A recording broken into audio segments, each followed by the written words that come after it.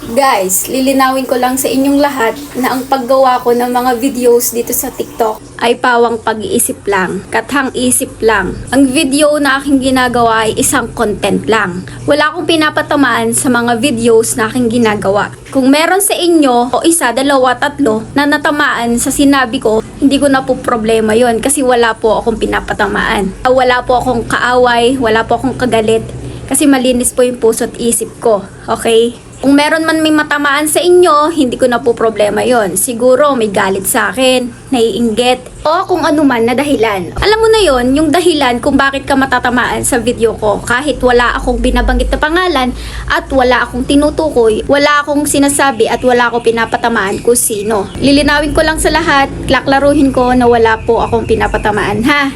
Kaya kung may matamaan man sa inyo, siguro relate or talagang natatamaan kesyo may galit sa akin. Hindi ko na po problema yon ha. Pero lahat ng videos ko ay content lang. At malinaw para sa lahat na ito ay content lang talaga, okay? So, yun lang everyone.